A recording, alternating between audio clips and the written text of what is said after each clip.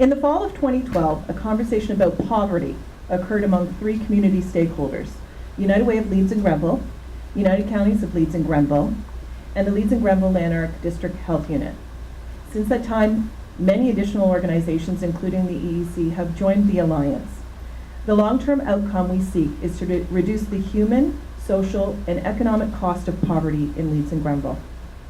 According to the 2016 census data, there are 12,855 adults and 2,865 children living in low income in our riding. Those are staggering numbers. That means people struggle to meet their most basic needs every day, to meet challenging decisions like paying their rent, food, and other bills. People living in poverty are at high risk of homelessness, have an increased risk of poor mental and physical health, and suffer great depths of anxiety and emotional struggles. We thank the candidates for participation in this very important discussion tonight and providing the audience an opportunity to get a better understanding of the various parties' stand on issues related to poverty reduction, and if elected, how your party will be committed to fulfilling the goal. It's my pleasure right now to introduce our moderator, Doreen Barnes. She will keep us in hand, I know it. So thank you and welcome. Thank you very much, Kate. Ladies and gentlemen, if you happen to have a cell phone or any devices that could end up ringing, we would ask that you please turn them off. So I'd like to introduce to you our candidates. Steve Clark is a Progressive Conservative candidate who was first elected member of Provincial Parliament for Leeds and Grenville on March 4th, 2010, with a by-election. He was re-elected in provincial elections on October 2011, as well as re-elected for a third term in office in June 2014. Steve currently serves as Deputy Leader, Deputy House Leader, and is also critic for ethics and accountability. Married to Deanna, they have 5 children and 3 grandchildren. Next is David Henderson, the Liberal candidate, holds a Bachelor of Science from the University of Waterloo and an MBA from Queen's University. In 1997, he returned to Brockville to take over the family business as president of Henderson Printing. In 2006, David was elected Mayor of Brockville and re-elected in 2010 and 2014, becoming one of Brockville's longest-serving mayors. In his spare time, David is an avid kayaker, but most of all, he enjoys spending time with his family. Michelle Taylor is a New Democratic candidate and has a professional background as varied as her interests. She has worked in government contracting, taught and trained in medical first response with St. John's Ambulance and the Canadian Forces as a civilian, and has also spent time as part of a volunteer air search and rescue unit. Michelle has a diploma in forestry and is a strong believer in environmental protection with responsible resource management. She has 4 children and is a strong advocate for rural schools. Ladies and gentlemen, all candidates have agreed to tonight's format. First, we will hear from the voices of lived experiences, as it is essential to any discussion on poverty that we have an understanding of the challenges of those that are directly impacted by poverty. Secondly, all candidates have been provided with a series of predetermined questions from members of the Alliance. They will each have an opportunity to respond to these questions. The third portion of the evening will be questions from the floor. You have seen that there's pencils as well as paper that is provided to you. Trish as well as Sue will be going around to pick those up. So finally, all candidates will be provided a brief opportunity for a wrap-up near the end. We recognize that time will not allow for all of the questions to be answered tonight. You may reach out individually to any of the candidates and their parties for further discussion. There's also a Chamber of Commerce debate tomorrow that will provide an additional opportunity to learn about the issues in our community. Now, this is an opportunity to listen, to discuss, and to learn. We ask everyone to act respectfully and responsibly, and to listen to all candidates, which means listening to the answers being provided. As well, we ask that all applause be held to the end of the evening to ensure everyone can hear what is being said. At this time, I'll turn the microphone over to the Alliance member, Trish Biot, to introduce the two individuals who understand poverty. Thanks, Doreen. Our first speaker is Brenda Benoit. She is a hardworking resident of Leeds and Grenville. She's devoted her time to volunteering with various agencies over the last 30 years, and we're pleased to welcome her here to share a minute of when her life changed forever. Brenda.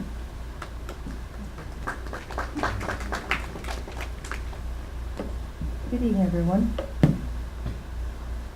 I guess for me, I have a little story, or a big story for me, and maybe some of you folks have experienced some things that I've gone through.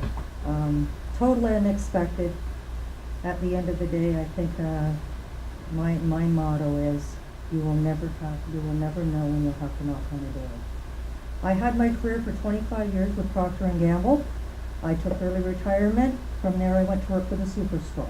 I started there from day one. I took, I guess I finally did retire as an assistant store manager from there. Unfortunately, we had a terrible heartache in our life.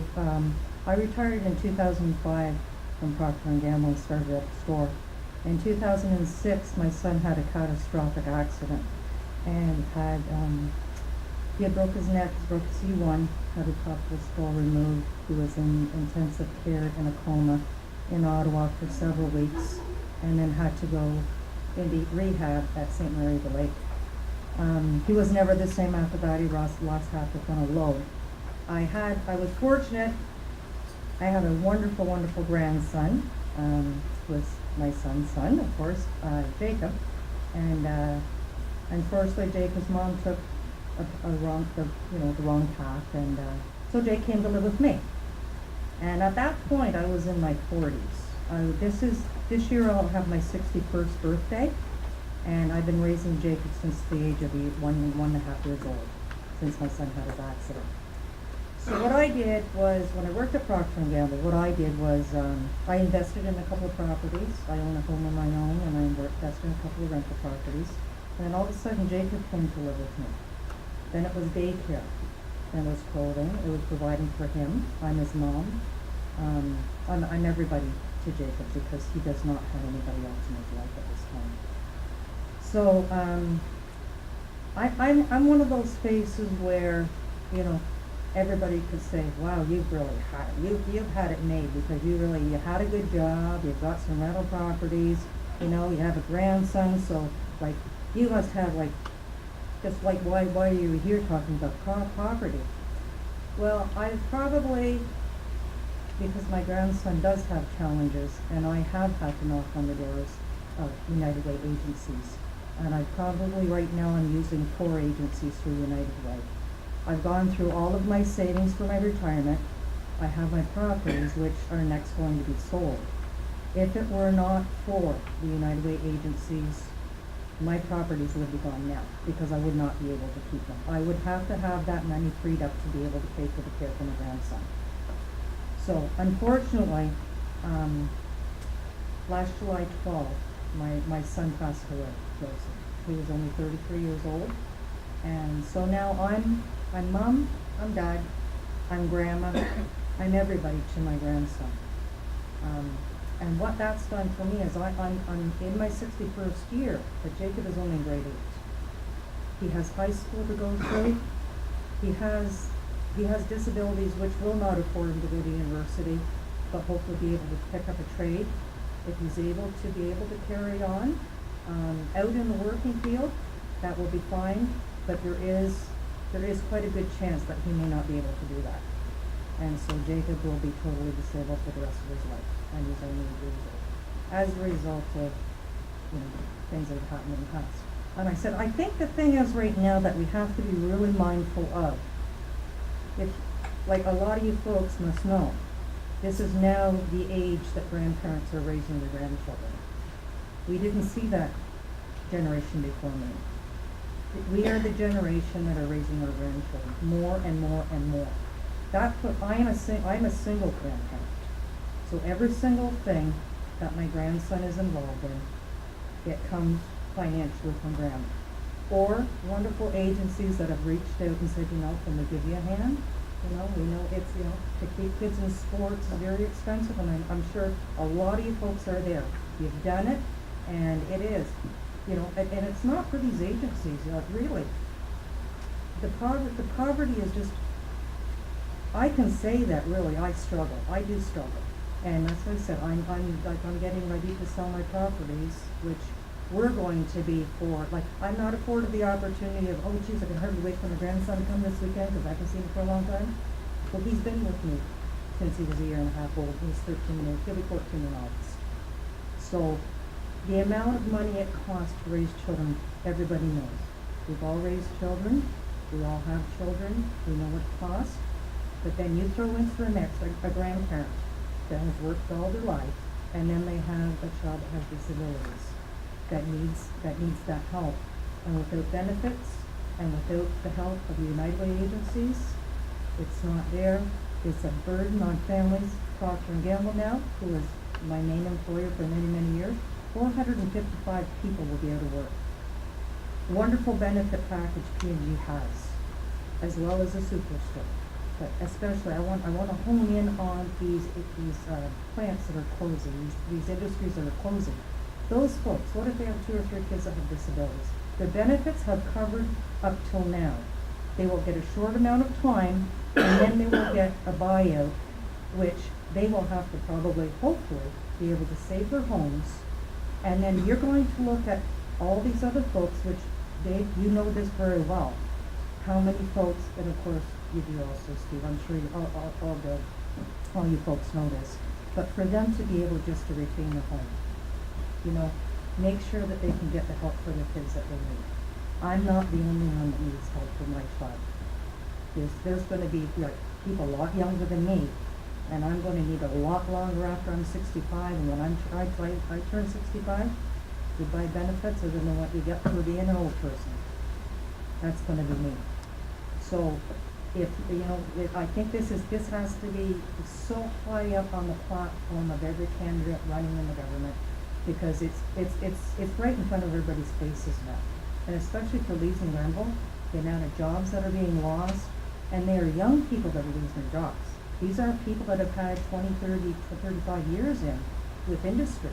These were people that were temporary people, and when P&G, once it no longer became a chemical plant, then that lowered the rate of what their income was, because it's a different scale. You didn't have to have your chemistry, you didn't have to have your maths, you didn't have to run powerhouses, you didn't have to, you didn't have to run furnaces, you didn't have to be a mathematical, whiz.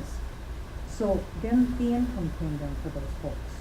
And so they're not gonna walk away what I walked away with. They're gonna walk away maybe with, I'm gonna say they're gonna walk away maybe with about 35% of what I walked away with. And I struggle now. And they're younger, with children, it's just, it's one of those things. You never know, I'm just gonna tell you, this is always my phrase, you will never know when you have to knock on a door. I championed for United Way for my whole career at Procter & Gamble. I got awards from the Ontario government for volunteerism, and I never ever thought I'd be up here talking to all of you about me needing United Way agency so badly, because I couldn't do it without them. And so, me, that's my own story, and you, with the 20,000 people, I'm one of them. There's 20,000 people, women, men, children, in this community, Leeds and Grenville. I'm one of them. And so I would really hope that it's one of those things that we use on your platform, because without the help from the government, we need to have these agencies. We need it brought first and foremost, and it has to be one of those things, because we're at a critical state right now. You're in an extremely critical state right now. And being in my generation where, you know, so many grandparents are raising their grandchildren, what's it gonna be like for the kids in the next generation? Because the ones that can afford it now, how are they gonna afford it? Anyways, thank you so much for listening to me. I appreciate it. Thank you very much. Okay, then. Thank you.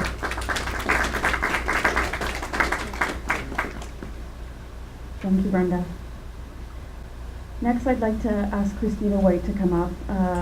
Christina White's smile and friendliness greet you anytime you meet her. She's a proud mother of 3 boys. She will fight to the ends of the earth for her boys, and she treats people with respect and dignity. Sometimes she doesn't get that back, but she certainly does treat people with that kind of respect. She's fearless. She's an advocate for many causes, and she's going to talk about her experience today. Okay, so good evening. I just want to say good evening to Steve and David and Michelle. Thank you for coming out tonight. As Trish said, my name is Christina White. I'm a 41-year-old single woman. I do have 3 children. I'm a very proud mother. I have 3 boys, Logan, who's 16, Patrick is 14, and William is 10. I'm well educated. I hold 3 college diplomas. And I currently work part-time for United Way of Leeds and Grenville. It's been my dream job. It's a job I've always wanted to have, and so I'm making that happen. But I'm here tonight as the face of the over 1.7 million people in Ontario who are living in poverty. So I'm not. I'm not living on the streets of downtown Toronto with no shoes on and no coat. I have clothes on, and I did my hair today, and I ate some food, but I am the face of poverty. And according to Statistics Canada, which uses the low income cutoff, it classifies low income as anyone making less than $22,133 a year. So I took a look at my budget, and I came up with what I live on, and according to the CRA, I received $12,762 from the Ontario Disability Support Program last year. That was my only source of income. Of that, I spent $9,000 on rent. That's more than 71% of my income went to rent. And that was just covering to live in the that didn't include hydro or water. That was just to live in a building. So I kind of looked at that, and I thought, oh my gosh, that far surpasses the 30% which the government and other agencies have looked at and said it should be the typical amount that we should be spending on shelter.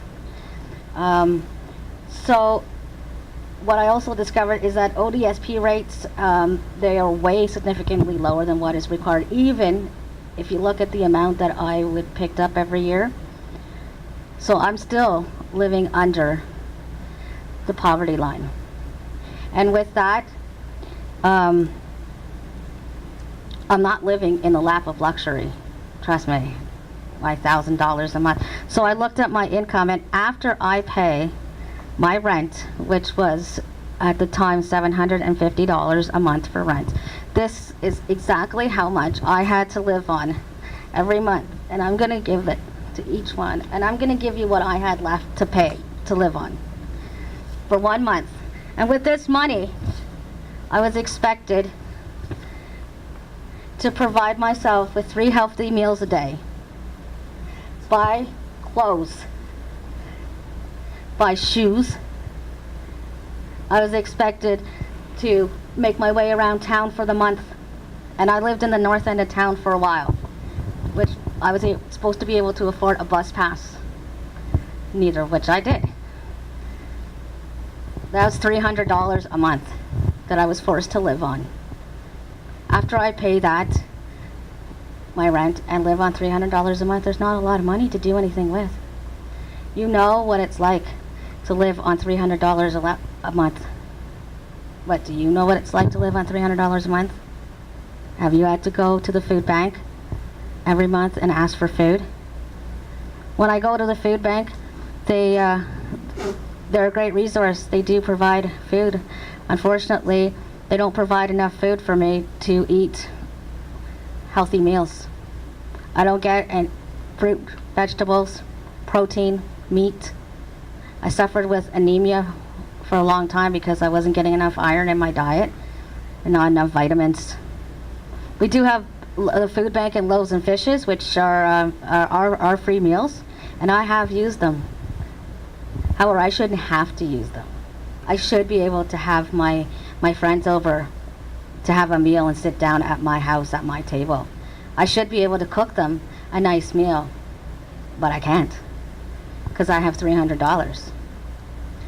I should be able to afford the new glasses I need, but I can't, so I wore the same ones for quite a while. They were out of prescription, so I suffered with migraines. I should be able to buy Christmas gifts for my children, birthday presents. I should be able to reward them for getting a good mark, but I can't because I have $300. I should be able to get physiotherapy and visit the health specialist I need for my back disabilities. Can't do that. I don't have the money. I can't afford physiotherapy at $60 a pop. And if I do, I could go to the hospital, but I have to wait 6 months to get in to see a specialist. So in that 6 months, what am I supposed to do? I lay in bed, get depressed, suffer, because I have $300 to live on. I'm not new to poverty. I didn't choose to be poor. I just had a lot of unforeseen circumstances that were out of my control. I've been on ODSP for 5 years, and I deal with a chronic back issue. I had a bad car accident 10 years ago, and since then, my back has never been the same. I have degenerative disc disease and arthritis in my lower back. I'm also a woman that's been recovering from drug and alcohol addiction, and I deal with some mental health issues. I'm also a 4-year renal cancer survivor who is very happy to be in remission today. I'm not sharing this with you to receive pity, but I am just sharing it with you to give you perspective on who exactly it is that is living in our province in poverty. Just an average person who deals with average things.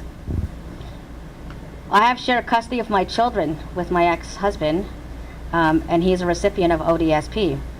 However, he receives all the Ontario tax benefits because under the Ontario government social services mandate, only one parent is allowed to claim their children under their benefits. Plus, I am required to pay him $100 of that $300 in child support because ODSP is considered income and OW is not. So now I'm down to $200. I'm not eligible for any shelter allowance, tax credits, or other assistance for my children. And nothing hurts me more than sacrificing quality time with my boys due to the fact that I can't provide meals for them once a week. I can't have them come to visit me for the weekend.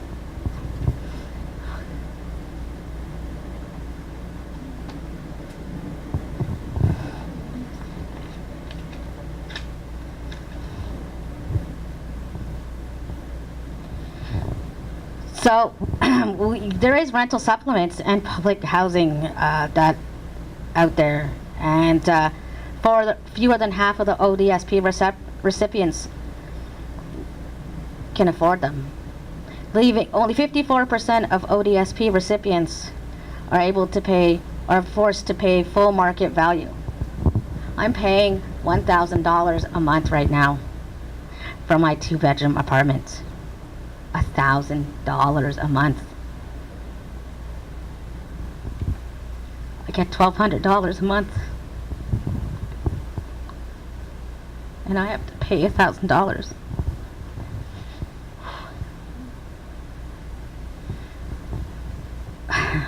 So as you can tell, being poor is miserable. It demoralizes you as a human being. It's unhealthy. Physically, mentally, socially, it's unhealthy. It's stigmatizing. You know, I was just saying that I would love to be able to buy new clothes. I buy my clothes at Goodwill because that's what I can afford. Because I have $200. And if I saved well enough, maybe I can go to Walmart and buy a t-shirt. But then do I buy milk? The decision I have to make every time I leave my house, right? So I looked on Kijiji today and I wanted to see what affordable housing in Brockville looked like. And I found out there's not a lot of houses that are less than $850 a month. I found 2 apartments that fit that criteria, and they were both in Prescott. They were not in Brockville. They were not in my town. Do I want to move to Prescott without a vehicle, without a way to access my children, my support system, my work? Probably not. You know, living in poverty has caused me a huge amount of stress. A huge amount of stress. I have gone to bed a couple of nights wondering, am I going to eat tomorrow? Can I make Kraft dinner last? How many more Mr. Noodles can I tolerate? I shouldn't be making those decisions. Nobody should.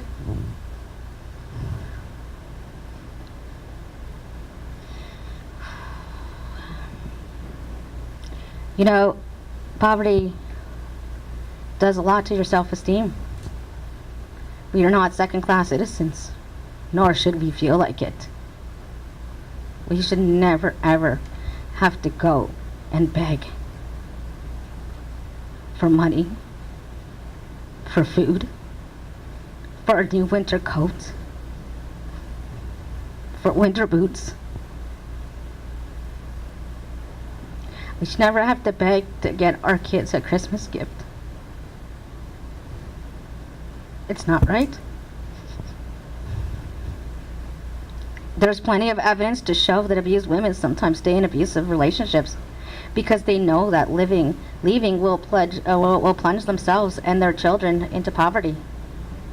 I know many women, and I've come into contact with many women in the past few years who can't leave, who won't leave, who will stay with their abusive partner, with their drug-addicted partner, will go through unforsakable pain because they can't afford to leave, because they know there's no money for them, because they know they're going to have to beg, because they know they're going to have to live in a homeless shelter, because they're going to have to sleep in a cot.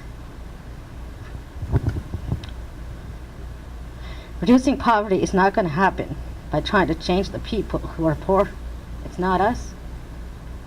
I'm smart, I'm educated, I work hard. It's only going to happen when we all fully understand the benefits, not just to society but our economy, by removing roadblocks, shattering the stereotypes, allowing people to build on assistance without penalizing them immediately. I work part-time. I just got back to work. My body allows me to work 3 times a week. I lose my income for working. Is it a benefit for me to work? Not really. Do I do it? Yes. Do I love it? Absolutely. But I know a lot of people who don't work and are on the program. I know a lot of people who are battling with mental health and addictions issues and have nowhere to live after they get help. There's no transition housing. They live on the streets, which only then brings them back into addiction and mental health issues. So,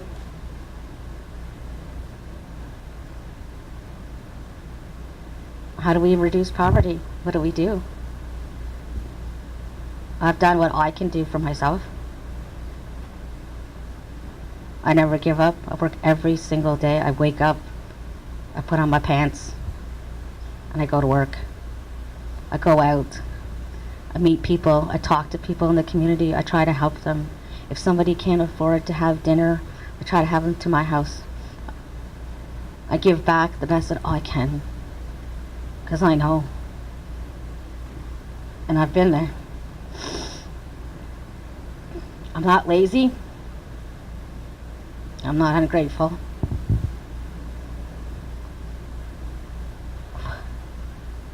But I am the face of poverty. Thank you.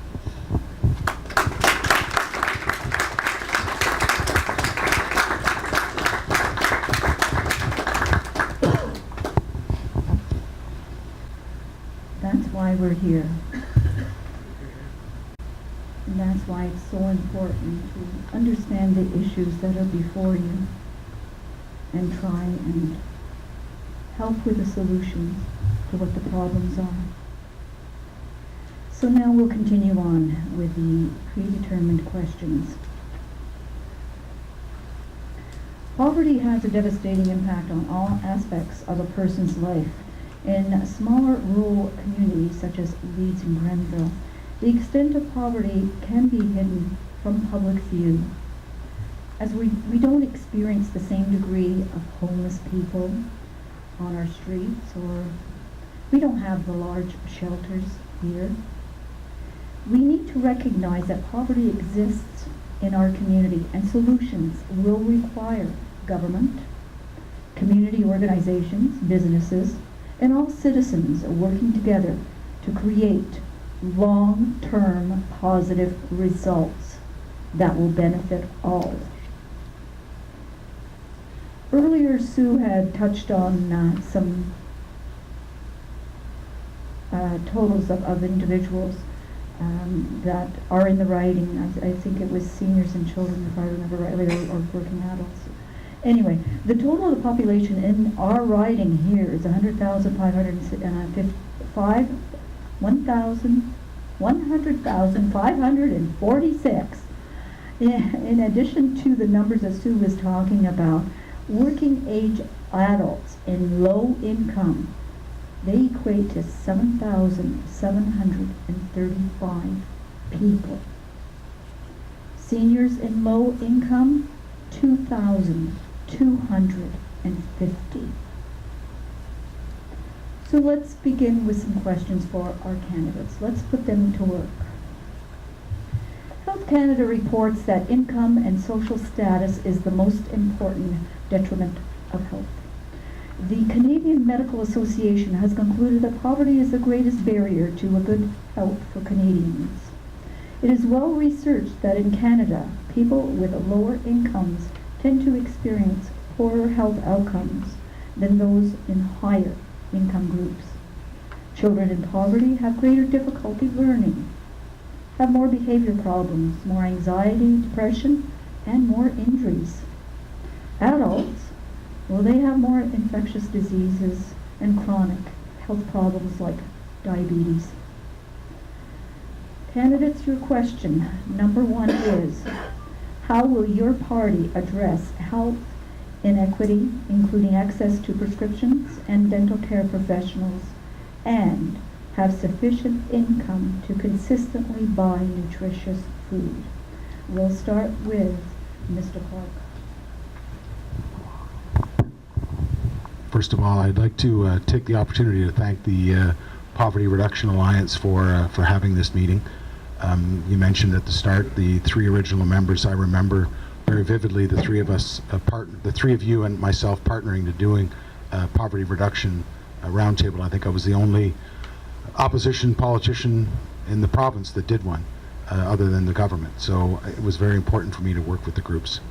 I also think that your last statement about government, community organizations, businesses, and citizens working together is really the powerful way we can solve this.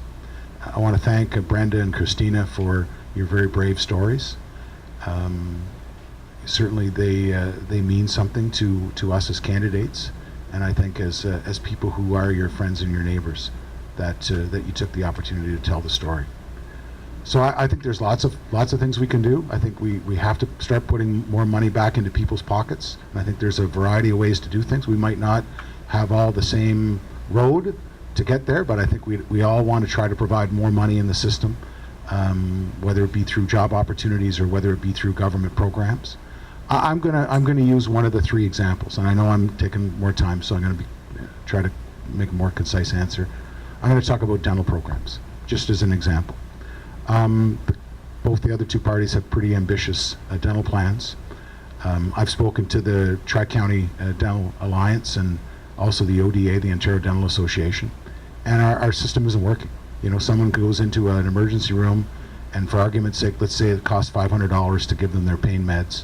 If we were able to deploy that $500, and I'm just throwing $500 out as an example, and deployed it at a dentist's office, we could do so much more good. Or if we provided it through a public health program, through the great programs that are provided at the health unit.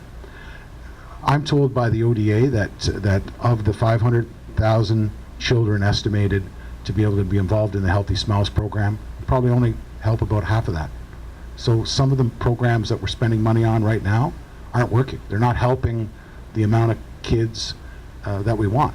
And that's why we've decided to take maybe a different path and maybe look after low-income seniors, use the same threshold as the Ontario Drug Benefit, and be able to help 100,000 low-income seniors with their dental plan.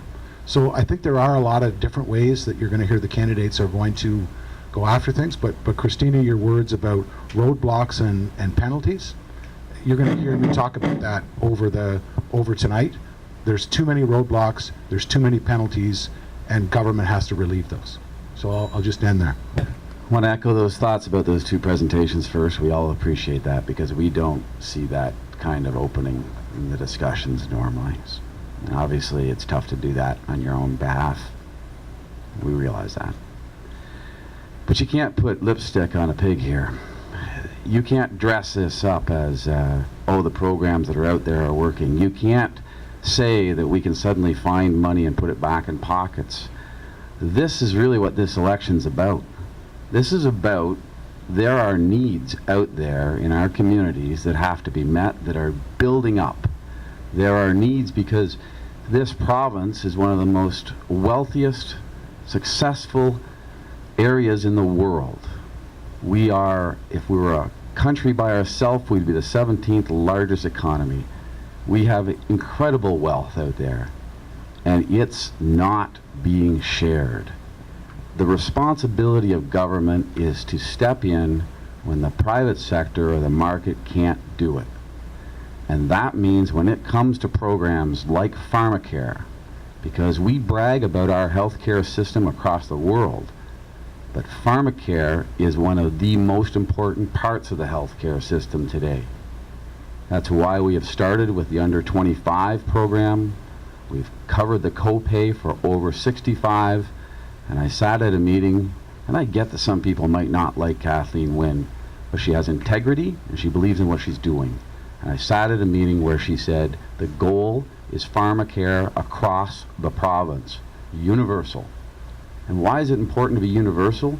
Because when you're talking about your social stature or how you feel, it's important to have universal programs so that you know that you're on the same program as everybody. Not that you're on a program because you don't have the same income, or you don't have the same stature, or you don't have the same company, or all those things. Universal programs for this type of thing are important. They help small businesses, but they help people. The kind of stories that we're hearing, these funds, these programs have to be in place. We did put a dental program on. Thank you, Mr. Henderson. Thank you. Again, I really want to thank Brenda and Christina for sharing your stories. Your words were very compelling. Your stories were unforgettable, and I'll certainly carry those with me. Thank you for sharing those. Having access to basic care like prescriptions, dental health, and nutritious food are not just political ideologies to be batted around. They are critical to the well-being of our society as a whole, and it is frustrating that the recent Liberal and PC governments have not made them a priority. I'm really grateful to have the opportunity to discuss these important issues with you this evening. They help make up the main pillars of our platform and we are so proud that we are offering them to all Ontarians. In fact, it's such a good plan that the Liberals have attempted to duplicate it, and now the PCs seem interested in parts of it too. Something important to notice, though, is that they both pick and choose who's going to get coverage. If a party doesn't understand the basic principle of these services being a universal human right, you can't trust them to implement it properly without people falling through the cracks. The NDP is the original author of the plan for universal pharmacare and dental care. We thought it through and costed it out with deliberate attention to addressing health inequity. We have coverage for everyone. We don't leave anyone out because we firmly believe that these are basic human rights.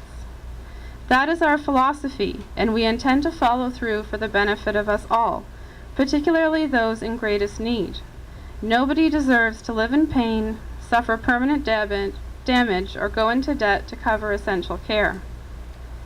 Dental care was never meant to be kept permanently separate from general health care anyway. Thank you. Oh, Thank you, Michelle Taylor. Oh, I was 2 told minutes. 3. No, 2 minutes. Sorry, okay, sorry, Loretta told me 3. Okay. Okay, going on to question 2. The lack of affordable housing across the province can lead to an expenditure upwards of 62 to 77% of income on rent for those that are on Ontario Works or the Ontario Disability Support Program. The 2 questions are, please outline your party's platform to address this crisis. How will you improve access to safe, affordable housing in Leeds and Grenville? And we will start with David Henderson.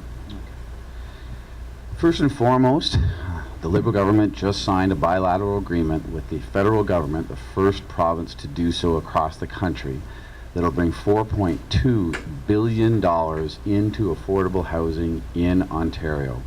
Now, I've sat at the Joint Services Committee for 12 years now as we've talked about different programs to regenerate our product.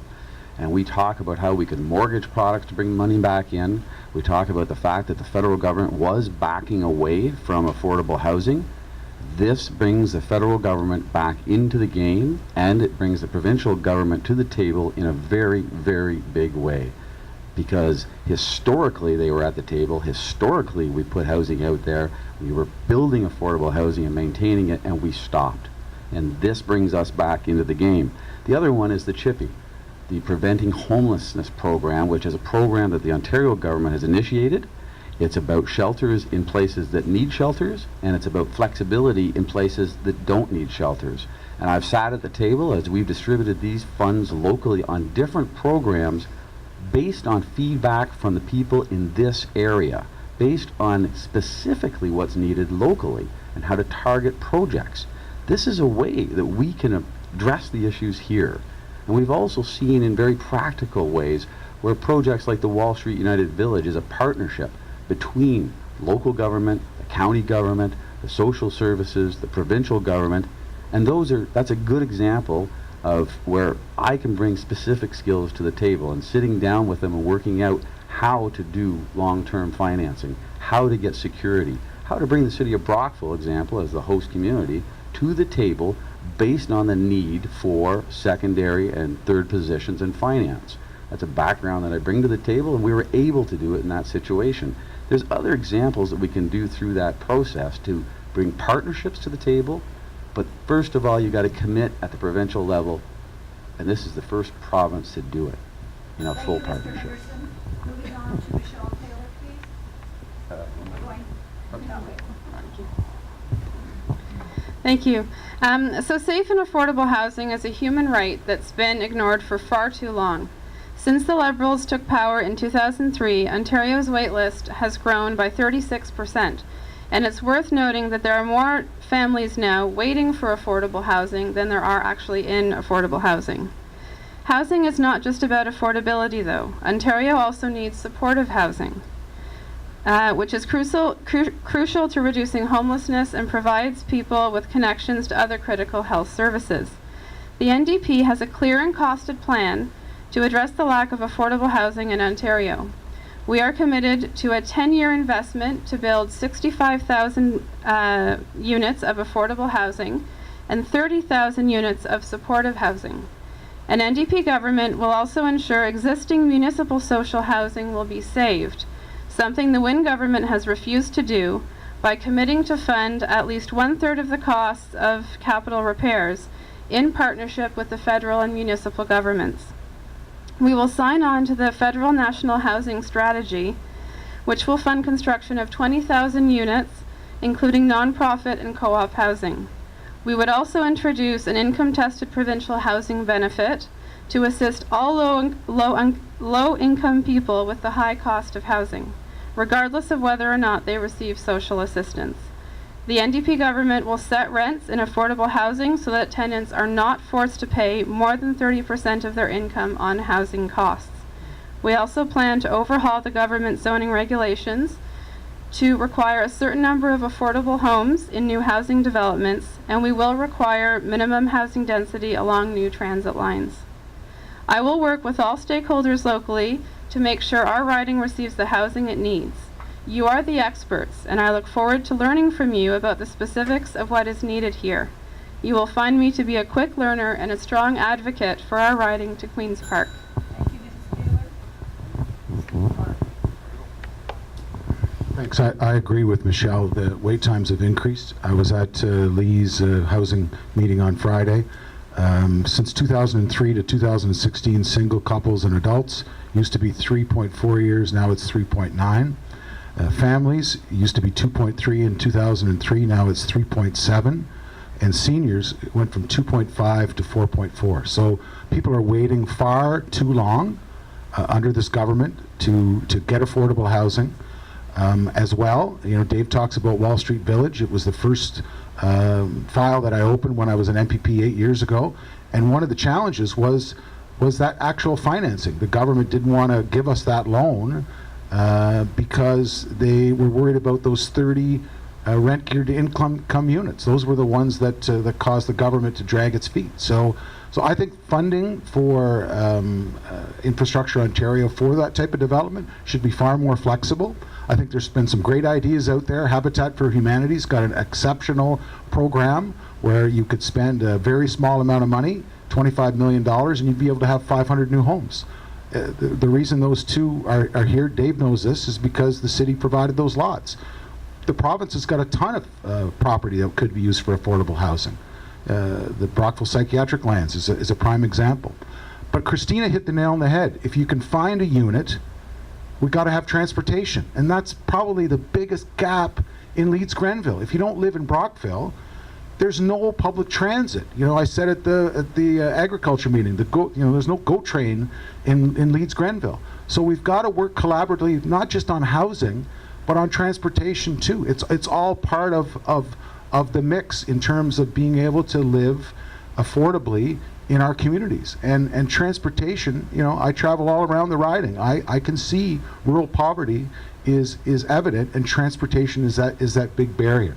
So yes, we need to work collaboratively. Yes, we need to talk to people about how best to build Thank you, new Mr. Clark. units. Going on to our next question. Poverty and food insecurity are a result of inadequate income. The working poor continues to face difficulties due to the precarious employment, including inadequate pay and limited opportunities for advancement, while those receiving income supports survive on benefits that keep them below the measure of poverty in Ontario. So this is a three-parter. What is your party's position on adequate minimum wage? Will your party support raising the rates of Ontario Works and the Ontario Disability Support Program?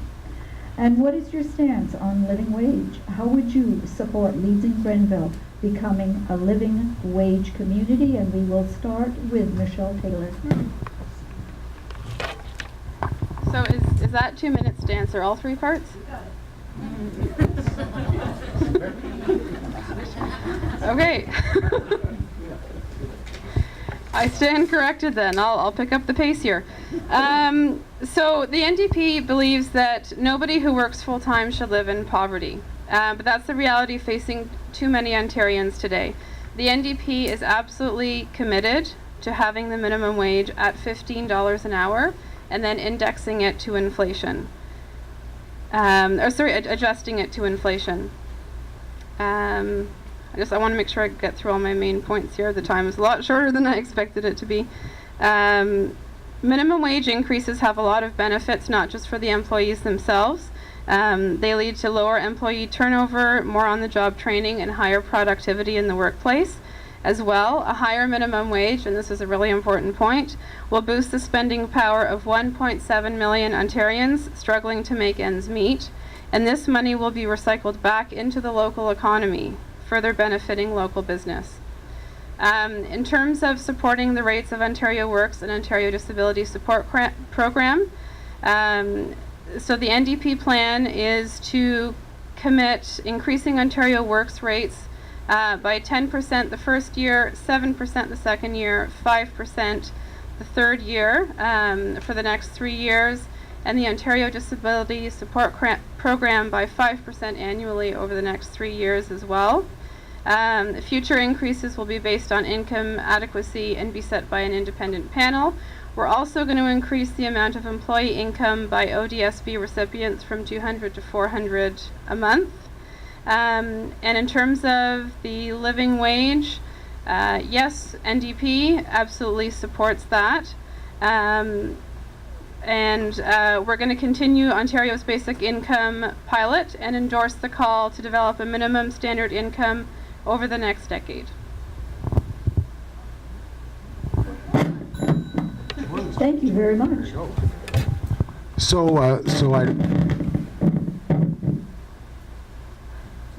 okay.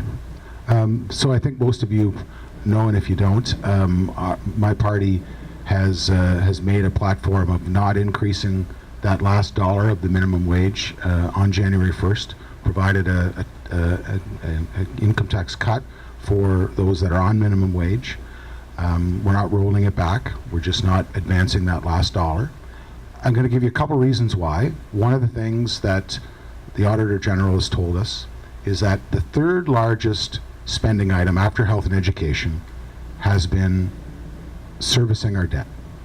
So think about somebody who is paying 60 to 70% of their income on rent and say to them, what if your third largest expense was paying the minimum on your credit card bill? How would you get out of poverty? And that's where the Ontario government is right now. So I want to park that idea with you. Christina talked about ODSP and about working minimum wage and about the fact that it's so difficult. One of the big complaints I get in my office, because the ODSP office is right beside, is the clawback. And I think the clawback needs to change. I think people that are on ODSP, and even perhaps we should put our minds to OW for that matter, if we're going to make these programs transition into work. And that's where we're putting, all of our eggs in the work basket, trying to create more jobs, more high-paying jobs, getting us back to be that economic engine.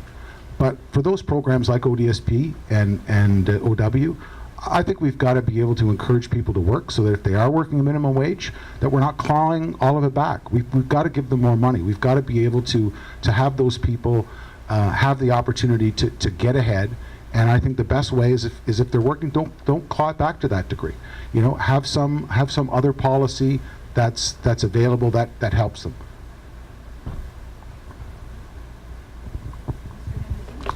Okay, suffice to say that analogy is terrible. Let's face it, we're talking about the minimum wage. The living wage is a calculation that says how much does it take for somebody to live reasonably. We're talking about poverty here. $15 is a calculated living wage across the province of Ontario. In most places, depending on where you live, you make less than that, you are likely living in poverty. And yet 30% of the working population of the province is affected by the minimum wage increase. 30%. That's absolutely phenomenal, the size of that. And when you implement that type of minimum wage increase, the bulk of the studies suggest that it works. In the cities in the US, and the trend is towards this, that are doing it, it works. And guess what? Here we are 4 months into the minimum wage increase in the province of Ontario, and we have net creation of net 10,000 new jobs. Our economy is moving forward. It's growing, even with the minimum wage put in place, and everybody was crying about the sky is going to fall, and lo and behold, it didn't. And what it does is it puts more jobs throughout, more money throughout our entire community when those people get the higher wage. It spurs our economy on, and it works, and it pulls people up. When it talks about the OW and the ODSP, the disability, there is a plan, it's in the budget right now, to increase it 3% per year. There's also a plan on the disability side to increase a base amount of $5,000 because there is a need. And nobody chose to be disabled. We heard that earlier. Nobody chose to be that way. The OW, through programs, through working with partners like the EEC, it is working. It is effective. It is getting people back into employment. When it comes to the living wage question on the very end, there is different descriptions of what people call living wage society or community. But if we're referring to the basic wage pilot projects that the province has initiated in 5 different places, we actually applied to be one of them in Brockville. We didn't quite get it, but we were trying to do it because we don't know if that's a solution yet. It might be a solution to a lot of our challenges when it comes to poverty. Thank you.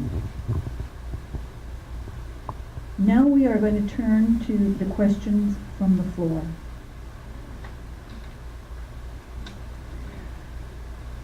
This individual wrote, I grew up with death threats on my life. I was 5 minutes away from entering the witness protection program with my single mom, who was on social assistance. I have to work so hard to hide my poverty. People make fun of me for the hand-me-downs, and it's not fair. 2 questions. Have you ever missed a meal or had to stay in an unsafe situation due to the lack of finances or other options? And why should I vote for you? We will start with Mr. Clark, please. Yeah, I've never felt unsafe in a situation, so I don't have the same life experience as the questioner. But I do fight for people every day that are in that same position. One of the things that people who know me and who've come to my office across the street know that if people have an issue that they want me to fight for, I fight for it. I make no apologies for the way I am as an MPP. You know, the situation, no matter what your financial situation, whatever the ministry's going to deal with you, or whatever your job's going to deal with you, I'm going to be in your corner. And as I said by some others, we may take different paths. I'm not going to be able to be the one tonight to have a program for every problem or a spend. But you know what? If you want to get in a room with groups like the Poverty Reduction Alliance, you know what you get with me. You get somebody that's willing to roll up their sleeves, look at all the options, look at ways to help people, and that's who I am, no matter which party gets elected on June the 7th. That's what you get with me, whether I'm in opposition or whether I'm in government.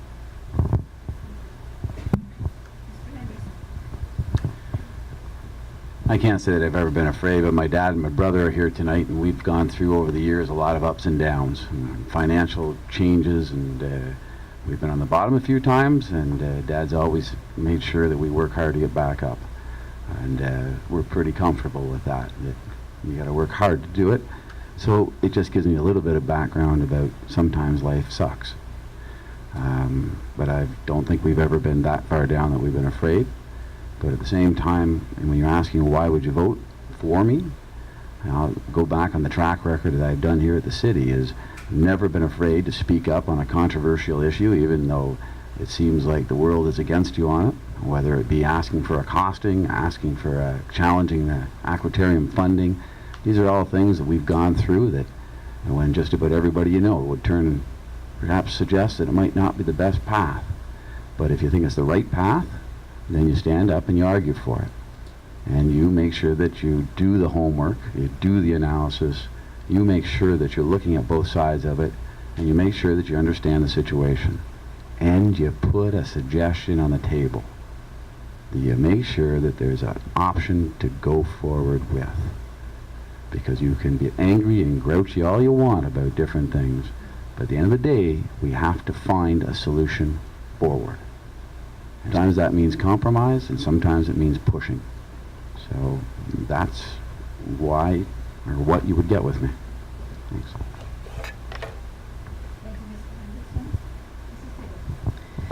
Thank you. Thank you for the question. So I have to say, yes, to whoever asked it, I can relate to some extent. I grew up in a home that was not ideal. As a teenager, I did just about everything to not be at home, and stayed wherever I could that was not at home because of unfortunate situations there. So I can relate to that part of your question. In terms of why you should vote for me, I am eager to learn about the situation here locally. I am eager to advocate for our local situation to Queen's Park. I may not be the most experienced candidate, but you will not find someone who is more interested in sitting down with you and learning from you. And honestly, at Queen's Park, for our riding, they will not be able to get me to shut up.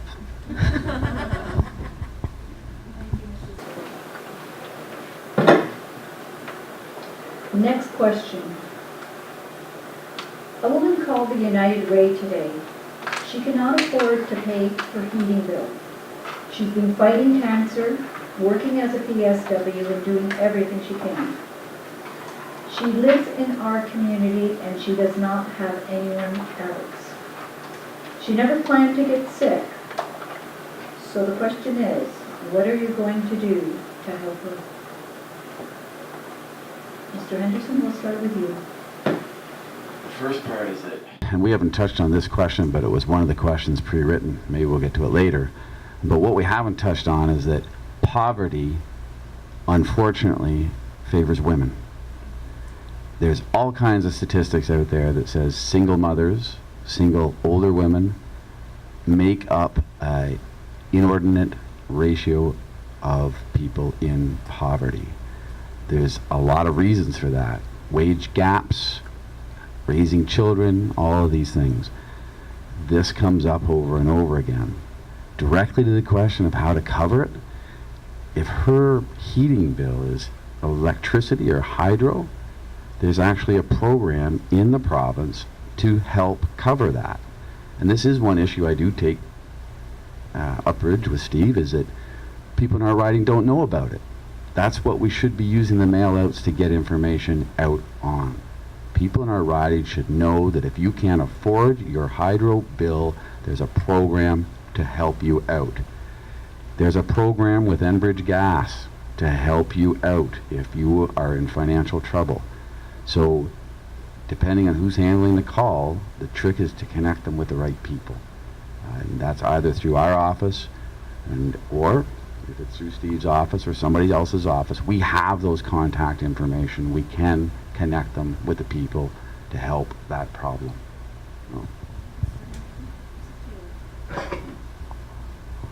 Thank you. You know, I'm not well enough informed about the social programs that exist locally right now to be able to answer that. But it's certainly something that I intend to learn about. So I'll defer on that one.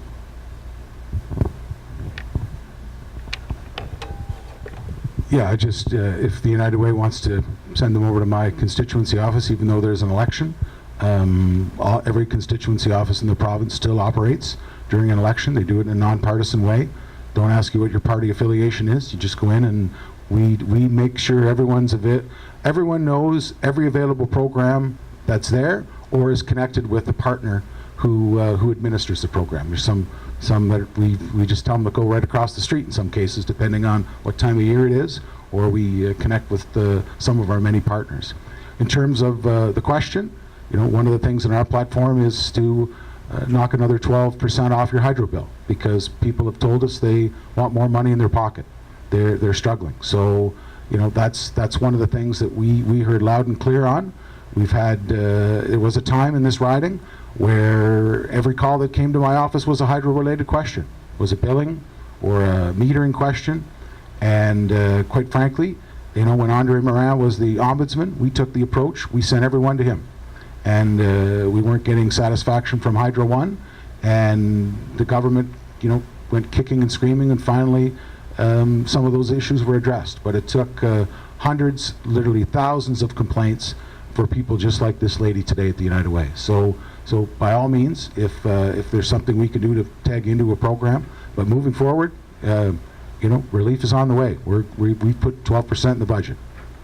Thank you, Mr. Clark. Okay, the next question. A man is trying to get into addiction treatment, and he is currently terminal with cancer. Programs won't admit him. He's homeless tomorrow. His family spent $40,000 to house him in a retirement home. He's evicted tomorrow. The system is failing him. What would you do as the incoming MPP to help him? Starting off with Mrs. Taylor. Thank you. Sorry, so just to recap, you said he needs addiction treatment, and He has cancer, and he needs addiction treatment, and he's going to be homeless.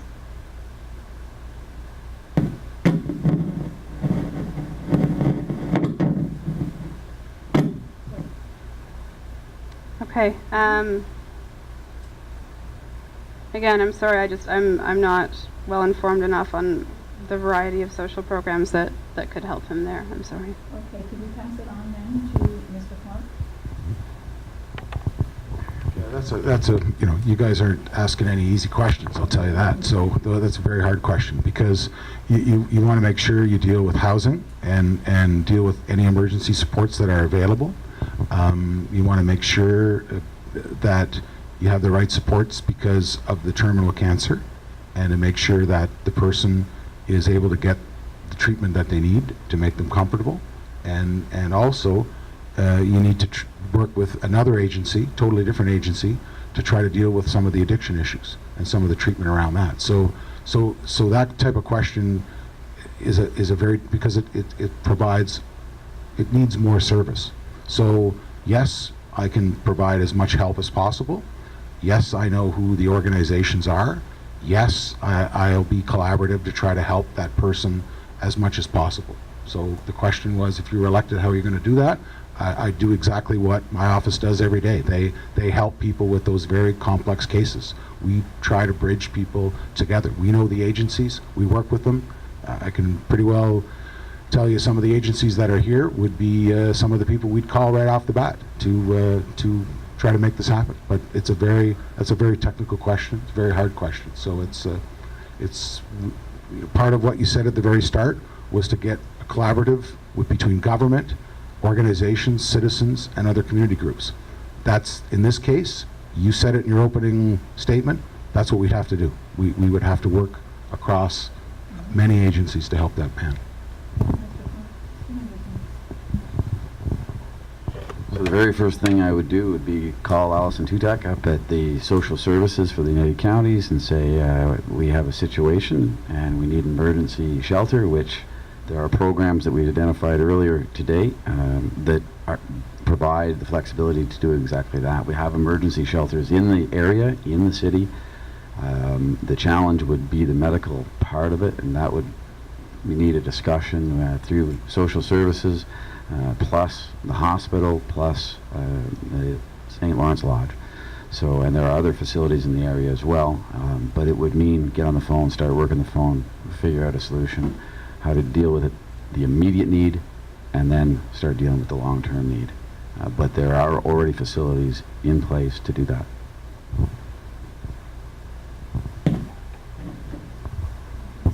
Okay, next question is,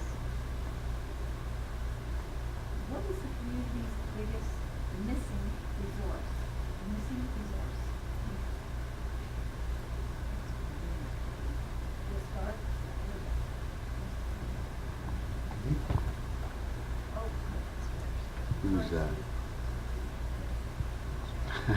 Geez, I thought it was good there. Just pass that one on. Yeah. So, the biggest resource is, yes, the biggest missing. Look at that, right? The biggest need, the resource that we need the most. Long term, it's economic development so that we have a viable, strong economy locally that builds jobs, that pulls up, that offers opportunity. At the same time, we've said many, many times is that we have a different type of economy around here. It's rural. We don't get the growth that the large cities get. We don't get the diversification. We don't get the immigration, which drives growth in the large cities. That's why we have rising needs of services here. At the same time as our economy, we are getting job growth, but we're not getting it the same way as Toronto, and we're not getting it the same way as Ottawa. We are an aging population relative to the province. We are a rural population. So we have demographic challenges here that are different, so we need services. So we need a strong economy, but we need services now. And those services will cost us money. There's no getting around. You can't make efficiencies to find them. You can't make efficiencies to fund them. You need services. We need mental health care services. We need hospital investment. We need infrastructure investment. It's a long list. That's what we need here. Mrs. Taylor?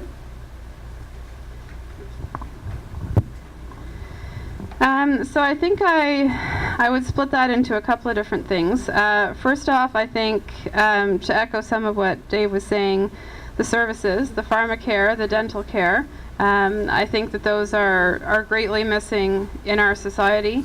And I think that when people know that they don't have to worry about how they're going to pay for their medications, when they're able to take their medications properly, not be skipping doses or things like that, when they're not in pain from dental problems, and they know that they're not having to spend their money on that, they can spend their money on other things. Hydro as well. With the NDP, we're going to be cutting people's bills by about 30%, and that's going to help the economy. In terms of businesses who are perhaps not able to make it because of their hydro bills, ones in particular that are perhaps leaving Brockville because of their hydro bills. And for individuals, cutting their bills by 30%, getting rid of things like time of use, I think that that's going to be a big help to them as well. Thank you. Mr. Clark? We need to put more money in people's pockets, either with a better paying job, with cuts to those that need it the most. I think we have to be open for business. There was once when I had long curly hair in my youth, we used to be the envy of Eastern Ontario with the diversity of jobs we had here. We need to be aggressive, but we also need to realize that there are some basic building blocks in our community that we need.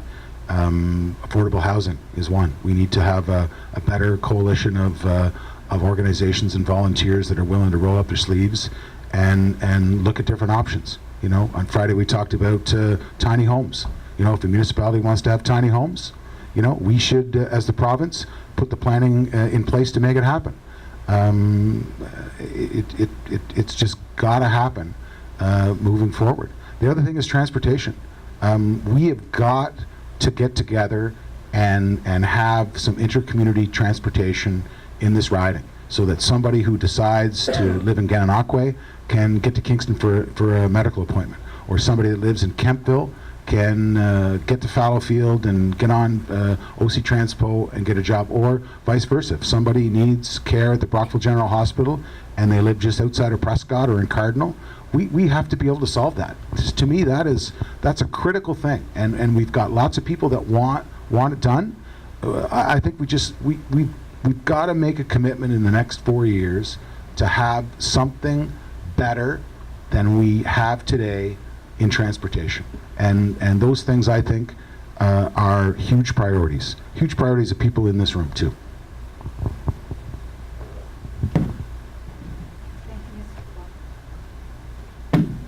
I'm sorry about that, Mr. Anything. I don't know whether to leave it on or if it will disturb you or not. Okay, so this will be the last question of the evening because time is marching on. How are you consulting with people in poverty? How are you consulting with people in poverty? And we'll start with Michelle Taylor, please.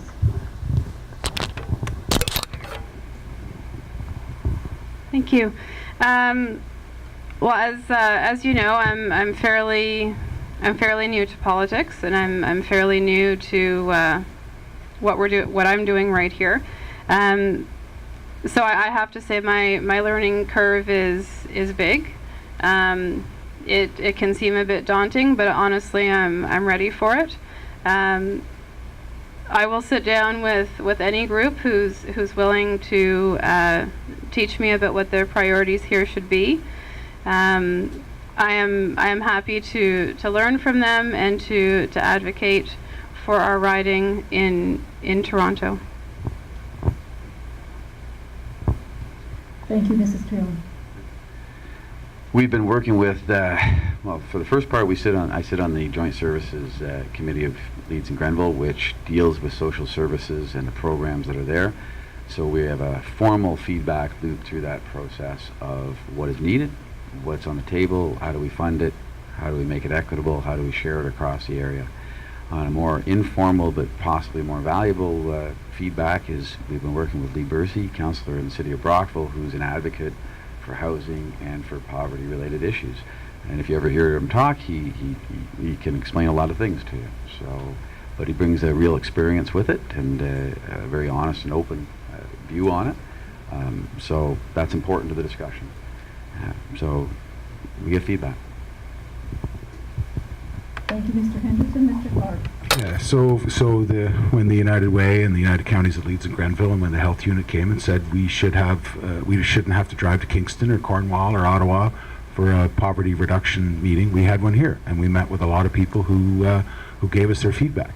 And when the Tri-County Dental Coalition decided that we wanted to talk about dental care, I had people across from me in my office that talked about what having a healthy smile means to them and means to their kids. I meet every week with people in this riding who give me advice on what I say in the House, how I act, what I advocate for. Dave talked about the basic income pilot. I was disappointed. I wrote a letter for the upper tier for Leeds Grenville to be a pilot. I felt very strongly that if we were going to have a serious look at it, the province is going to move forward. We have to have a community like Leeds and Grenville. That's fairly small, really rural, and that it be funded by the upper tier and not by a lower tier community. It had to be right across the riding. And if you didn't do that, you're never going to get that understanding of what the problem is and how to bring people out of poverty. So, you talked at the start about the elections I've been involved in 2010 and 2011 and 2014. I knock on doors. I knock on doors all around the community, and I meet people that are in tough times, and we talk about what would be in an ideal situation to help them, to give them a better job, or give them better transportation links, or have better housing mixes, or have other community building for their kids. Whether it be a program like Make and Play Possible, that I think was a really good program to help kids with some of those other expenses that Christina talked about, to give a kid an opportunity to play sports or do music. Those are important building blocks in our community, and I really think that listening to people and trying to partner organizations to make those partnerships work to help people is very important. Thank you very much, Mr. Clark. Now each candidate will have 2 minutes to wrap up. And we will start with Mr. Clark. So I just want to take the opportunity again to thank the other candidates, thank all of you for coming, and thank the Alliance for organizing this very important conversation, along with the conversation we had on Friday about housing. It's very important that we continue to work together. I think there's lots of work to do. There's no shortage of work. There's no shortage of problems. You threw some really complex problems at us tonight, but we're at a crossroads, and I think we need to have a representative and a party that stands up for good jobs and puts us back on a footing that I think we've slid over the last 15 years. So I believe very strongly in listening to people and putting their thoughts into action.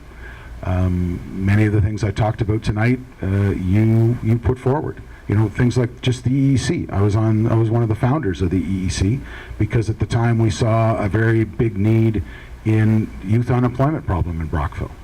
And we wanted to get a bunch of people together to help youth unemployment. And look at what the organization is like these many decades later. They've morphed from helping young people to helping so many people. Those are the type of partnerships that I think an MPP like me can continue to forge in the next 4 years. So I didn't have all the answers for you tonight. I don't profess to. I don't profess to have a big bag of cash when the province is in the financial situation it's in.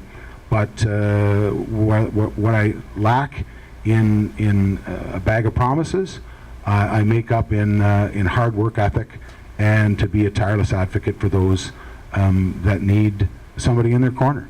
I'm the person in their corner, and I'm hope to again be that person on June 7th. Thank you very much. Sure.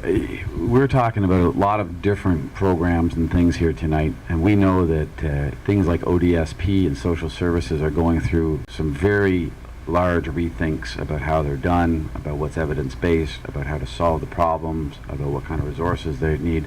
That's happening now. There's a lot of people putting input into that. We can talk about these things over and over and over again, but at the end of the day, it comes down to, we say things like putting money back in your pocket. Well, you've got to get the money in your pocket in the first place. We heard the stories at the start. We need certain programs that pick up people that are getting left behind by our system. There's just no way around that. To do that, you have to put money into programs, you have to set up programs, and you have to recognize that it costs money and that you have to plan for that. So we can't go forward with some gut feeling statements and ideas about we're going to just save money, build jobs, life's going to be hunky-dory. That won't solve the problems that we all know in this room are here. You need programs that help people out. You need pharmacare programs. You need housing programs. You need wage assistance programs.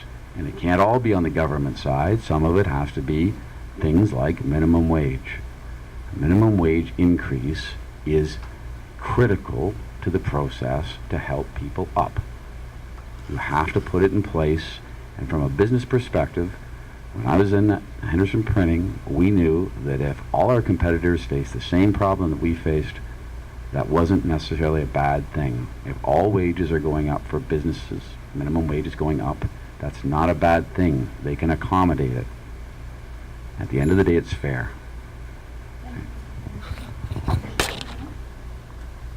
Thank you. So over the last 20 years, conservative and liberal governments have allowed poverty to deepen by ignoring the root causes and failing to take basic steps towards improving the lives of our most vulnerable. They have floundered on everything from health services to minimum wage, and now that it's election time, they suddenly see them as a priority. I want to reinforce again, though, that with their plans, they are picking and choosing who gets coverage. Again, if a party doesn't understand the basic principle of these services being a universal human right, you can't trust them to implement it properly without people falling through the cracks. Ontario is one of the wealthiest provinces and one of the wealthiest countries in the world, but families and children are constantly falling further behind. New Democrats believe it's critical that we make this the year for change, a change for the better. We understand that when people don't need to worry about how they're going to pay for their prescriptions or their dental care, They can buy better quality food for themselves and their family. This has a positive spillover effect on many aspects of our society. When people eat better, when they take their prescriptions as needed, when they receive regular dental care and can therefore prevent serious and costly conditions, they're happier, they're healthier, they're better parents, and they're more productive workers. They stay out of ERs and hospital beds, which saves money for us all. They can be more self-sufficient and have significantly improved feelings of pride and ownership in their lives. There is nothing more important than addressing health inequity in our society. I believe that to my core, and I'm proud to be representing a party that shares that belief too. An NDP government will fight poverty in tangible ways, bringing dignity and compassion back to basic services in Ontario, and I will bring that to our riding as your MPP. Thank you very much. Now I'd like to turn the mic over to Sue Watts. Sue? Well, again, I just want to thank everybody for your time, your energy, your attention to this important topic. I want to thank our candidates. I want to thank United Way of Leeds and Grenville for all that they've done to make this evening possible. United Counties of Leeds and Grenville and our Lanark Leeds and Grenville Health Unit Poverty Reduction Alliance. Thank you all. Have a great evening. Please help yourself if you want to have a chit chat after with some cookies and water. And I see some materials that the candidates have left if you wish to do some more investigation. So again, thank you everybody.